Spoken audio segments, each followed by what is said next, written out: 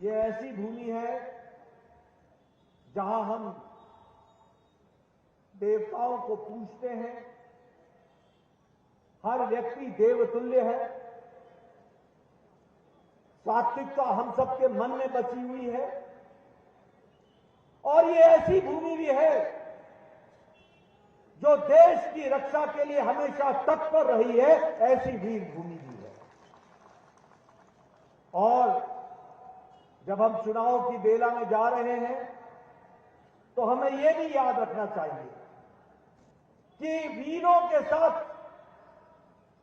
अगर किसी ने न्याय दिलाया और 40 साल से कांग्रेस ने आपके साथ धोखा दिया, उस धोखे को न्याय दिलाने का काम 1 रैंक 1 पेंशन भी दिया गया तो वो आदरणीय प्रधानमंत्री मोदी जी के द्वारा दिया गया। हम यह भी जानते हैं कि जैसा प्रधानमंत्री जी ने कहा कि इस शताब्दी का तीसरा दशक यह उत्तराखंड का दशक होगा और उत्तराखंड के विकास का दशक होगा। मुझे खुशी है कि अब यह जो प्रधानमंत्री जी ने कहा कि यह शताब्दी का तीसरा दशक उत्तराखंड का दशक होगा, आज वह धरती पर उतरता हुआ दिख रहा है और विकास की नई गंगा बह रही है।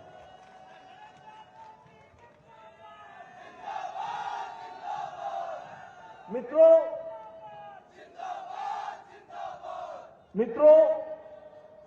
आपको जो चयन करना है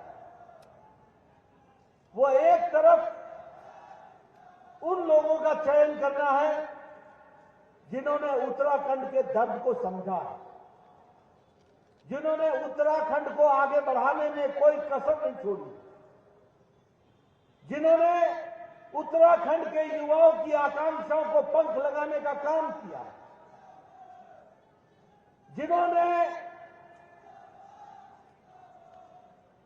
जिन्होंने महिलाओं की आकांक्षाओं को उनको ताकत देकर के उनका सशक्तिकरण किया, जिन्होंने उत्तराखंड को मुख्य धारा में लाने में कोई कमी नहीं छोड़ी, और दूसरी तरफ वो लोग हैं जिन्होंने दशकों तक आपके साथ धोखा दिया, वो लोग हैं जिन्होंने घोटाले किए, वो लोग हैं जिन्होंने आपके विकास के नारा देकर के आपको विनाश की तरफ धकेला है और घोटालों की सरकार एक नहीं अनेकों सरकार चलाई। मैं आपकी याददाश्त को ताजा करना चाहता हूं।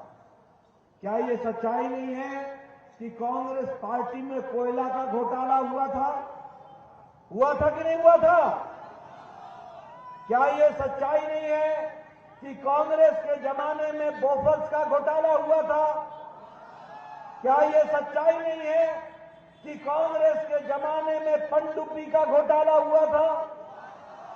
क्या ये सच्चाई नहीं है कि ऑगस्टा वेस्टलैंड हेलीकॉप्टर का घोटाला हुआ था? क्या ये सच्चाई नहीं है कि 2G और 3G का घोटाला हुआ था? क्या ये सच्चाई नहीं है कि कॉमनवेल्थ गेम्स का घोटाला हुआ था?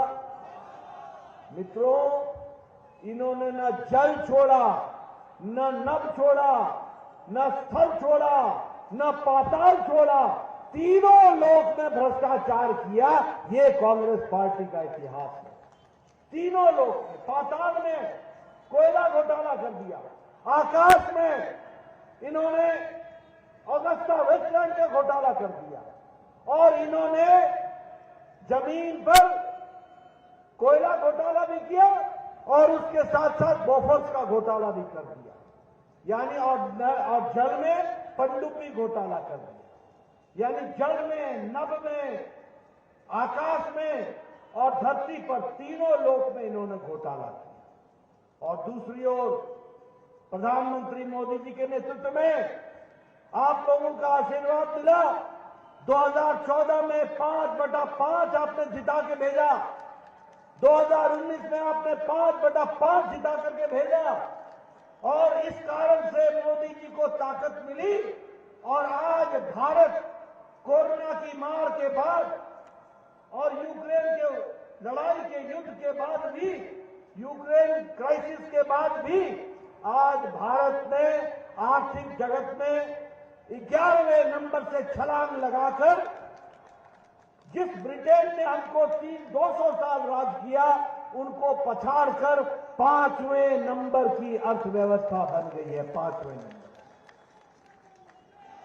और इस बार आप तिवारा आप अजय टम्टा जी को जिता के भेजेंगे और तीसरी बार आप भेजेंगे, 5 के 5 विधायक सांसद आप भेजेंगे और मोदी जी के नेतृत्व में 2028 में भारत तीसरी आर्थिक शक्ति बन जाएगा। ये भी हमको ध्यान में रखना चाहिए। मित्रों, आपको जानकर खुशी होगी कि इलेक्ट्रॉनिक गुड्स के एक्सपोर्ट में भारत 6 गुना आगे बढ़ गया है, 6 गुना हमारा एक्सपोर्ट बढ़ गया। आपको जानकर के खुशी होगी कि हमारे प्रोडक्शन में हर तरीके से विकास का काम हो रहा है। आज आप सबके हाथ में मोबाइल है ना? सबके हाथ में मोबाइल। ये 2014 में जो मोबाइल था उस पे लिखा होता था मेड इन चाइना। आज जो आपके हाथ में मोबाइल है उस पे लिखा हुआ है मेड इन इंडिया। 97% मोबाइल अब भारत में बन रहे हैं। ये आत्मनिर्भर भारत खड़ा हुआ है। उसी तरीके से इस्पात में हम 4थे नंबर पर खड़े थे, आज हम 2रे नंबर पर इस्पात में खड़े हैं। गाड़ियां बनाने में और गाड़ियों की मार्केट में हमने जापान को पछाड़ दिया है और हम अब 3रे नंबर की ऑटोमोबाइल इंडस्ट्री बन गए हैं। इस तरीके से हमारा विकास हुआ है। दवाइयों में आज भारत आत्मनिर्भरता में दुनिया का सबसे बड़ी डिस्पेंसरी अगर बन गई है तो भारत बन गई है। सबसे सस्ती दवा और सबसे कारगर दवा कोई बना रहा है तो भारत के उद्योगपति बना रहे हैं और दुनिया को डिस्पेंसरी के रूप में उसको आगे बढ़ाया है। मैं यहां ये भी बोलना चाहूंगा, हमारी बहनें बैठी हैं, हमारे किसान भाई बैठे हैं, हमारे बुजुर्ग बैठे हैं। आप सब लोगों ने देखा होगा, आज हम प्रधानमंत्री आवास योजना में 4 करोड़ पक्के घर प्रधानमंत्री जी ने बनाए हैं, 4 करोड़। और उसी में 1 लाख घर सिर्फ उत्तराखंड में बने हैं और 11,000 घर पिथौरागढ़ जिले में बने हैं, पिथौरागढ़ जिले। मैं आपको इसलिए सुना रहा हूं कि मैं भी पहाड़ से आता हूं। 1993 में मैं विधायक बन गया था, 1993 में। और 1993 में मेरा वीडियो, मुझे मालूम नहीं धामी जी यहां क्या बोलते हैं, वीडियो बोलते हैं, ब्लॉक डेवलपमेंट ऑफिसर। मेरा वीडियो मेरे पास आया करता था और कहता था नड्डा जी आपको एक खुशखबरी सुनानी है। मैं बोलता था क्या? बोलो। कि आपको इस साल 2 इंदिरा आवास योजना के घर मिले हैं एक पंचायत में। बताइए किसको दूं मैं बोलता था भैया ये घर तू ही रख ले, 1 अनार 100 बीमार, मैं कहां जाकर के किसको ये घर दूंगा। आज पिथौरागढ़ में 11,000 घर बन गए और सारे देश में 4 करोड़ घर बन गए। मैं आपको ये भी बताना चाहता हूं, उज्ज्वला योजना, हमारी बहनें यहां बैठी हैं, मैं पहाड़ से आता हूं। क्या यह सच्चाई नहीं है कि आप सुबह 5 बजे उठा करती थी, जंगलों में जाया करती थी, लकड़ी काट करके लाया करती थी और लकड़ी काट करके ला करके सुखा करके आप चूल्हा जलाया करती थी और 200 सिगरेट के धुएं के बराबर अपने फेफड़े में धुआं लेती थी। और मैं अगर सही बोलूं तो फूकनी लेकर के फूक फूक करके चूल्हा जलाती थी। क्या यह कहानी सच है कि नहीं है? बहनों से पूछ रहा हूं, सच है कि नहीं है? आज प्रधानमंत्री मोदी जी ने आपको लकड़ी के चूल्हे से मुक्त कर दिया और 11 करोड़ गैस के कनेक्शन दिए गए और 1 लाख कनेक्शन उत्तराखंड में दिए गए। 1 लाख कनेक्शन। जल जीवन मिशन, मैं फिर बताऊंगा, मैं पहाड़ से आता हूं। गर्मियों में एमएलए होते हुए मुझे घूमना मुश्किल हो जाता था। जिस गांव में जाओ मेरे से पूछती थी मैं बहनें, अब आया तू, देख मेरे सर का हाल, थैला उठा उठाकर 3-3 किलोमीटर मैं नीचे जाती हूं, पानी लाती हूं, दिन के 3 घंटे निकल जाते हैं, तब जाकर के घर में पानी देती हूं। ये कहानी उत्तराखंड की थी कि नहीं थी? बोलो, बावड़ी से पानी लाने जाते थे कि नहीं जाते थे? पोखर से पानी लाने जाते थे कि नहीं जाते थे? बोलो, नहाने के लिए बावड़ी में जाते थे और बाल्टी में पानी लाते थे और घर पहुंचते थे तो फिर पसीने से नहा लेते थे। होता था कि नहीं होता था? आज प्रधानमंत्री मोदी जी ने 11 करोड़ 30 लाख लोगों को हर घर जल, हर घर नल पहुंचा दिया है और उत्तराखंड में 12 लाख घरों को पहुंचाया गया है और पिथौरागढ़ में 2,40,000 घरों में हर घर नल, हर घर जल पहुंचाया गया। अगर मैं बात करूं स्वच्छ भारत की, तो आप बताइए, गांव में आप लोग खुले में शौच जाते थे कि नहीं जाते थे? खुले में जाते थे कि नहीं जाते थे? घर से लोटा लेके जाते थे कि नहीं जाते थे? और बहनें हमारी सूर्योदय और सूर्यास्त का इंतजार करती थी कि सूर्योदय से पहले जाएंगे या सूर्यास्त के बाद जाएंगे। ये कहानी हमारी थी कि नहीं थी? आज आपको जानकर खुशी होगी कि 11 करोड़ इज्जत घर प्रधानमंत्री जी ने बनाए और 11 करोड़ बहनों को इज्जत दिया है और 5,30,000 इज्जत घर उत्तराखंड में दिया है। अब कोई शौच बाहर नहीं जाता, हल्के घर में शौचालय आ गया है। ये भी हमको ध्यान में रखना चाहिए। आयुष्मान भारत, यहां बैठे हमारे एमएलए साहब, हमारे बिशन सिंह चुफाल जी भी बैठे। ये आज से 10 साल पहले एप्लीकेशन लिखा करते थे, मुख्यमंत्री जी इनका बाईपास होना है, यह गरीब आदमी है, इसका किडनी का ऑपरेशन होना है, ये गरीब आदमी है, इसके 1.5 लाख रुपए लगेंगे, इसके 3 लाख रुपए लगेंगे, कृपया करके धनराशि देने का आवंटन करने की अनुशंसा करिए। और होता क्या था, मुख्यमंत्री जी जिसको 1.5 लाख मिलना था उसको 75,000 देते थे। वो भी क्या करें, उनके पास भी पैसा नहीं था। ये प्रधानमंत्री मोदी जी आए जिन्होंने आयुष्मान भारत दिया और गांव के गरीब लोगों के लिए, कौन लोग, वो गरीब लोग कितने हैं? 55 करोड़ लोग, 55 करोड़ लोग, 40% की भारत की आबादी। कौन है ये लोग? रिक्शा वाला, ठेला वाला, सब्जी वाला, बस का ड्राइवर, बस का क्लीनर, बस का लिफ्ट मैन, ऐसे गरीब लोग, बाल काटने वाले, ऐसे गरीब लोगों को, 55 करोड़ लोगों को प्रधानमंत्री ने हर साल गंभीर बीमारी से लड़ने के लिए 5 लाख रुपए की व्यवस्था की। 5 लाख रुपए की व्यवस्था। और जो रह गए उनको धामी जी ने अटल आयुष्मान भारत के तहत उनको भी पूरा कर दिया। आज कोई गरीब ऐसा नहीं है जिसका इलाज नहीं हो रहा है। बोलो, मैं सच बोल रहा हूं कि नहीं बोल रहा हूं? मैं सही बोल रहा हूं कि नहीं बोल रहा हूं? मित्रों, आज हेल्थ का बजट जो आपका 250 करोड़ था वो आज 500 करोड़ हो गया। आपने कभी सोचा था कि पिथौरागढ़ में भी मेडिकल कॉलेज खुलेगा? आज आपको पिथौरागढ़ में मेडिकल कॉलेज मिला है। यही अजय टम्टा जी हैं, मेरे पास आए थे, मैं स्वास्थ्य मंत्री था और उस समय दिया गया।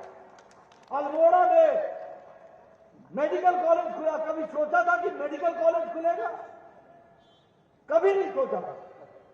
लेकिन आज मेडिकल कॉलेज खोले जा रहे हैं। उसी तरीके से ड्रिंकिंग वाटर के लिए 1200 करोड़ रुपए खर्च हो रहा है।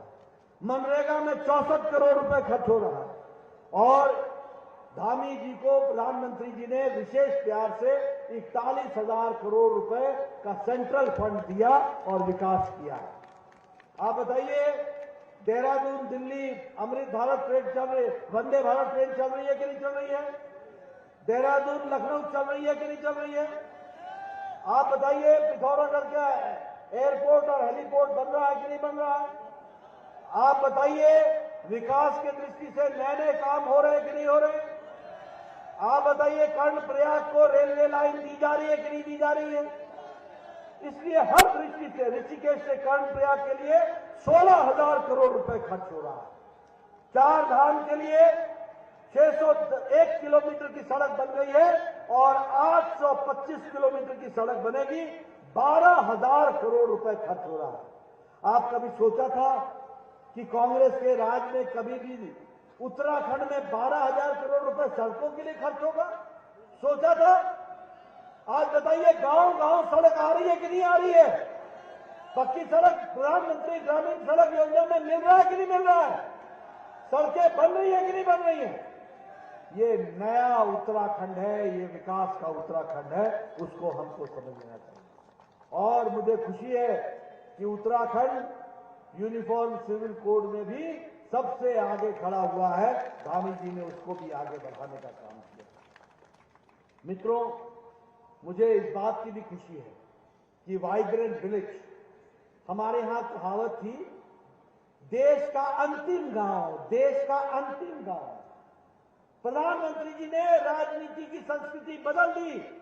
अब हम ये कहते हैं, देश का पहला गांव, पहला गांव। और वाइब्रेंट विलेज की दृष्टि से 27 विलेज यहां पिथौरागढ़ के, उनका भी चयन हुआ है और वहां भी उसके लिए पैसा खर्च हो रहा है और उसका विकास होगा, उसको भी हम आगे बढ़ा रहे हैं। इसलिए विकास की नई नई कहानियां आपके सामने मैं रखना चाहता हूं। आप यहां जैसे वीर भूमि, मैंने कहा, आप कांग्रेस के लोगों से पूछो जब वो आएंगे वोट मांगने कि तुमने वीरों की बेइज्जती की है, सर्जिकल स्ट्राइक पर तुमने प्रश्न खड़ा किया, तुमने एयर स्ट्राइक पर प्रश्न खड़ा किया, पाकिस्तान को पहली बार तरीके से जवाब देने का काम किया तो नरेंद्र मोदी जी के नेतृत्व में हुआ। ये भी हमको ध्यान रखना है। आपको याद होगा, पुलवामा की घटना घटी थी।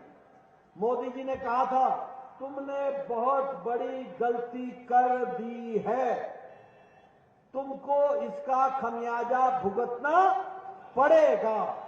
कभी सुना है कि कोई प्रधानमंत्री इस तरीके से बोलते हैं कि तुमने बहुत बड़ी गलती कर दी है और तुमको इसका खमियाजा भुगतना पड़ेगा?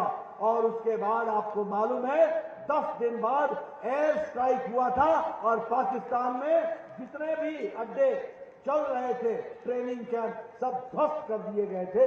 ये हमने देखा। लेकिन कांग्रेसी भाइयों से पूछना, वो प्रमाण मांग रहे थे, वो प्रमाण मांग रहे थे। उरी की घटना घटी, प्रधानमंत्री जी ने, हमारे वीर सैनिकों ने रात को जाकर के सर्जिकल स्ट्राइक किया और वहां जाकर के ध्वस्त कर दिया। और हमारे कांग्रेसी भाई यहां पर प्रमाण मांग रहे थे, प्रमाण मांग रहे थे। बोलो, ऐसे लोगों को आगे आने देना है क्या? ऐसे लोगों को आगे आने देना है क्या? बोलिए, आने देना है क्या?